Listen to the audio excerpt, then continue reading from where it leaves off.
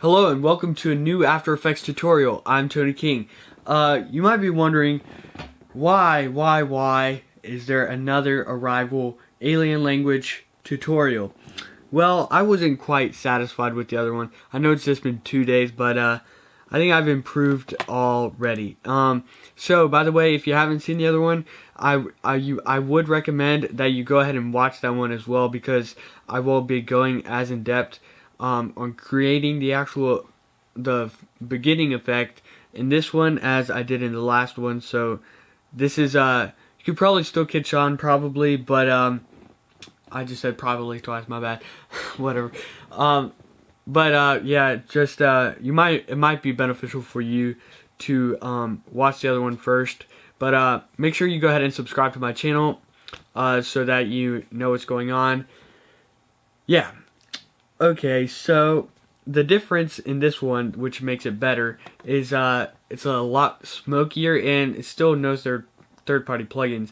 I mean, it's not extremely perfect, but it does have a bit more smoke. As you can see, there's parts that come out and from the heptapod language in Arrival. I'm talking for way too long. Whatever. Here it is.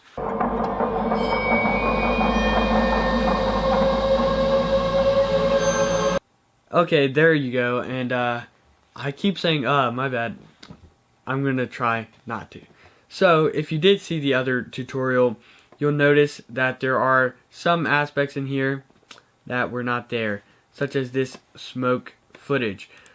Pretty much I was thinking, how about a displacement map, which is when you do sort of like a glitch effect, you would have glitch footage in the background probably, and then you make an adjustment layer with displacement map, and it's sort of whatever the adjustment layer is adjusting basically moves however horizontally or vertically that you want with this effect. So that is what I was sort of going for. It didn't work exactly how I wanted, but I still used it. This is called Smoke 18 45 seconds 4K resolution. I'm pretty sure I just googled smoke free download or something. It was on Vimeo. It was free. I'm not sure if I'm allowed to like make money off it, if it has like copyrights. So I would not recommend. So that, I mean, I would. I'm not going to put links anywhere because this is not actually mine. I'm just using it for this tutorial. Okay. Anyways, another thing you may notice is that this is a lot sort of tidier than the other one. So basically the major changes are that it doesn't all appear at once. Basically it doesn't animate at once. It is sort of moving from the side a bit, and it is also rotating on top of the smoke effects. So here's I have an animation comp. I have two animation comps actually, and my After Effects has frozen. Okay, here we go. Okay. So let's go ahead and go in there. So this is the actual animation. So I made a bit of a mess. It's a good mess because it works. So let me go ahead and show you. This is the animation. Yeah, it's just the animation I have. If it will appear. I don't know why my computer's glitching right now. I apologize. It's loading. Anyways, in good news, which is not that it's glitching, I improved the effect, I think. And you're watching this video. Okay, so I'm just going to cut to when it works. Okay, well, I'm going to call this partially rendered. Sorry, I don't know why my computer is being very slow right now. It's pretty annoying, but okay. Let's just jump right into these effects. So as you can see here, there is a bit of smoke all around here and all around here and all around here. And you may be noticing that this symbol is actually upside down in this composition, but that is because I have the rotation in the main comp. So as you can see here, I have 18 different versions of the language comp, which I did go through in the previous After Effects tutorial, which is basically a Photoshop edition of the symbol with a auto trace layer and masked out to make the actual symbol. And then in language, I have cut it into different pies, and I basically go through with each mask. Let me just open up the mask settings here.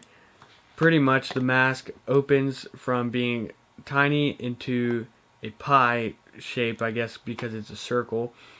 And it goes from heavily feathered to minorly feathered to no feather at the end, as the pieces connect. And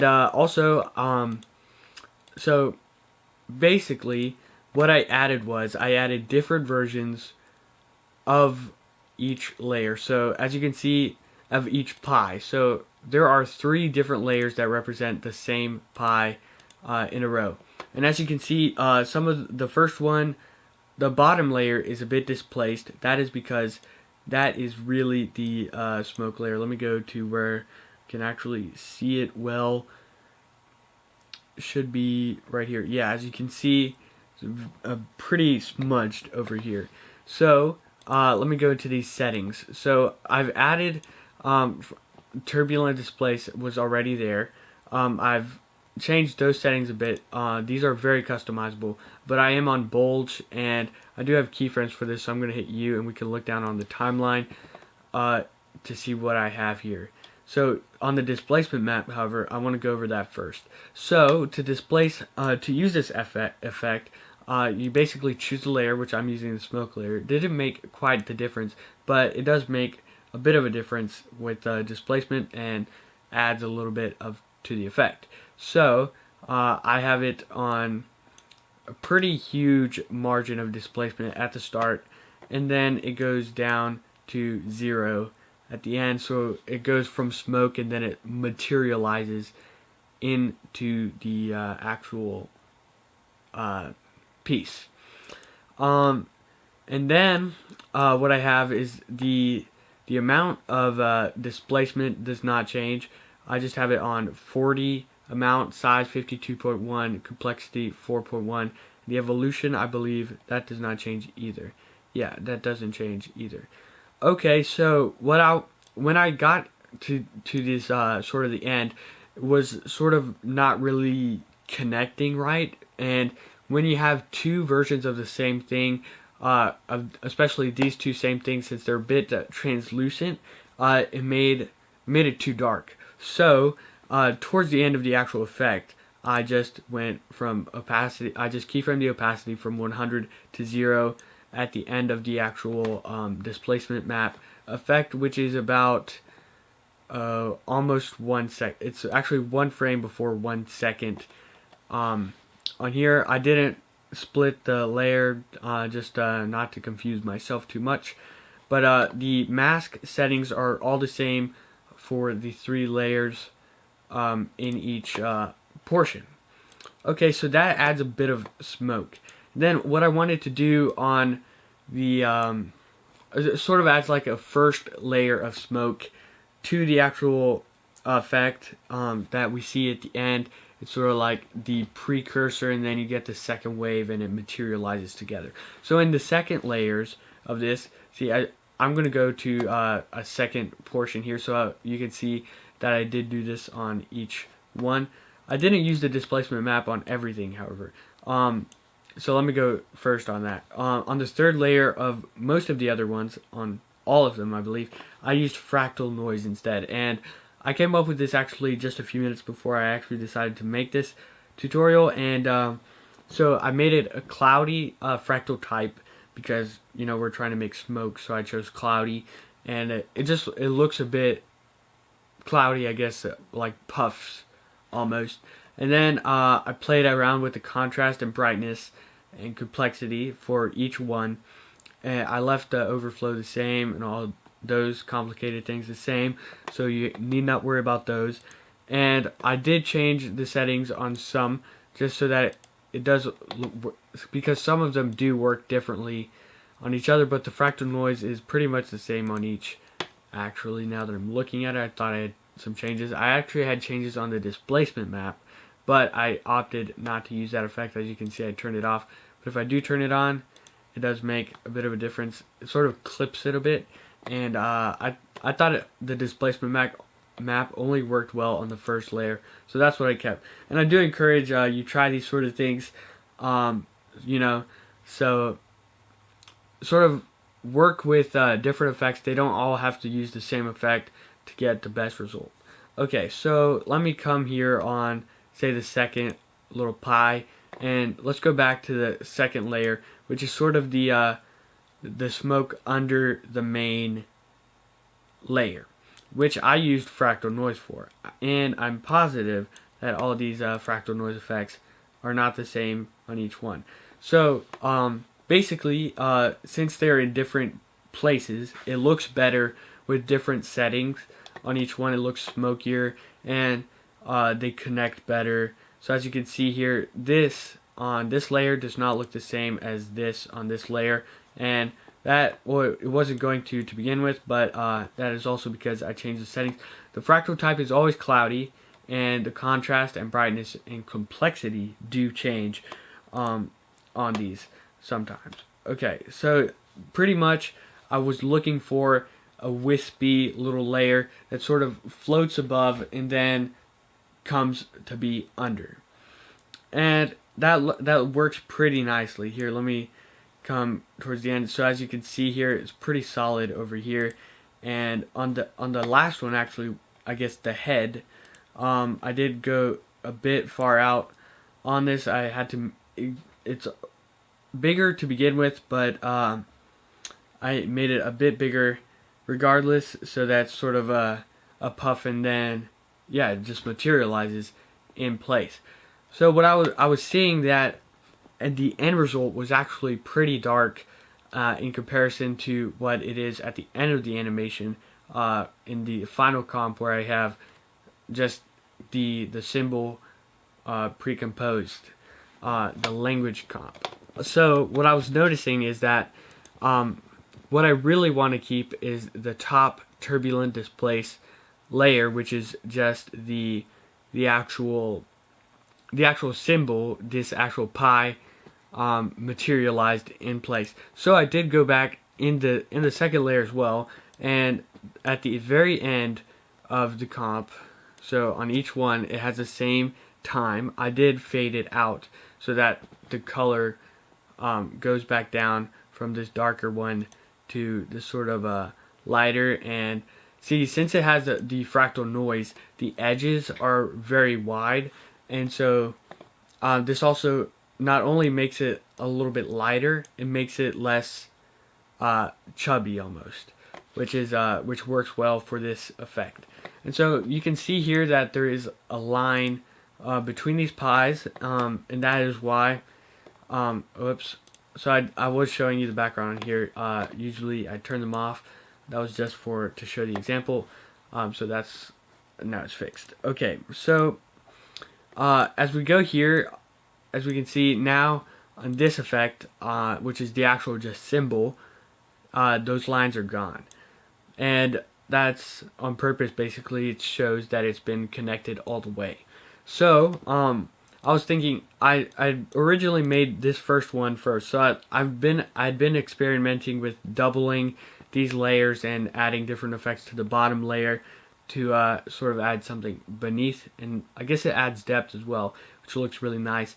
So I did that with the final one as well. So I duplicated that, and I added the some fractal noise to there too. And I believe I did keyframe these. No, I didn't, but okay, whatever. So basically, I did add the same fractal noise, which is contrast of 84, -9 brightness, and complexity 10.2. The scale is just 100, and it adds this sort of a wispy smoke that does detach from this because of the Turbulent Displace. Now, the Turbulent Displace is the major difference between this lower smoky layer and the top solid layer. So, and there's a bit of evolution that goes with it too, but also the amount and size. The size is 120, so that it does actually noticeably detach from the actual solid. symbol, and then the amount is -8. I just like how it looks better negative, because it's like sort of, it's not fully complete. It's sort of strands remaining floating around. The complexity is 7.2, and let's look at what I have for the evolution. So evolution starts way back here at 39, and at the end of the comp it goes all the way up to 3 rotations and 98 degrees. That's pretty much the same as I had in the previous video, I believe, so that did not change if you did see that video. So what I was seeing is that, here, let me show you visually. Pretty much we went from sort of this looking to this looking with this sort of a halo almost of smoke around it. So I didn't want to just let that be it. So I did the same for this pre-comped animation, which is what I just showed you earlier. I doubled that, and I did add the same some turbulent displacement. I have hue saturation, but I did not end up using that, so I just deleted that. And it's the same turbulent displace effect and the same fractal noise effect, so that it stays consistent, because in the end they are the same object really, so the effect won't really change. So what I was seeing is that there was a problem with the actual smoke in the solid. So pretty much when we get to the actual end one, you see I have the evolution, but on the pre-comped version, when they got to their final place, I stopped the animation completely, and then when we got to the next it basically all did it at the same time, so I didn't have to worry about them animating after they finished materializing really. So I had to go back into the animation, and I went. So basically, cool thing here is if you click U and go to the effect, if you go to where your starting place is on, or anywhere, if I go here in this composition, it will stay there in the next composition I go to, unless of course if you go 5 seconds over, this comp only has about 2 seconds, so it would just be at the very end and you can't see anything. So I came here, and in all of these, even though most aren't visible after this, I did keyframe the evolution to 39, and then where it starts on the other composition, and then I went back to the composition. I went to where this final one starts to see where it was at, which is 256.3, 256.3. I went all the way back, and as you can see, it's the very last frame. You can't even see anything here. I did put the evolution up to 256.3. I'm realizing I didn't do it for all of them, I guess now, but I should have. This is a bummer. Why is it not there? Okay, well, I should have done that so that it looks right, but I guess I didn't. I was positive I did, and I just broke my own heart. Okay, so 256.3. Gosh, I swear I did this, because when I exported it, I did do this. But yeah, so basically, you should have you should go ahead and do the evolution the same, so it does stay consistent.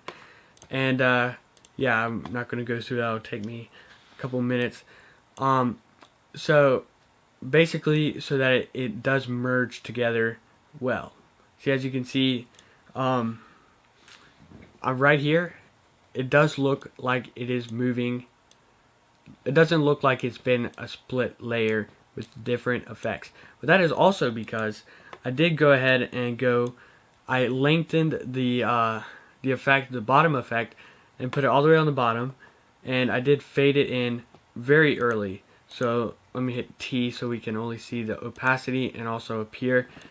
Basically, you start on 100 on the top layer and 0, and then I went on the bottom layer, and then you go, I'd say this is 4 or 5 frames, and then go to 0 on the top layer and 100 on bottom layer, and bam, see, there is the same gaseous smoke So that actually doesn't change, and that actually adds to the merging between the solid and the animation for the symbol.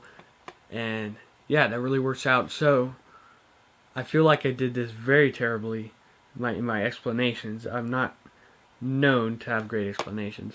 And I just started an outro, and I did not even finish the actual thing. So the final thing, of this is the motion to the actual effect. So I was thinking, I know it doesn't really rotate in the film, but it is a circle, so in my head it should rotate. And also, in the last one, it just came out of a center, and I thought to sell it more, it should come from one side to the next, and I'm thinking we read from left to right, so I started a bit on the left and more to the right. How do you do that so that they're all together and easily? You make a null object. So this is my second null of this whole project, so don't worry about null 2, it can be null 1 or whatever. Then I selected all those animation layers. I grabbed this squiggly line tool and I put it to null, which it already is, of course, because I've done this before. And let's look at what I did. So I just hit you.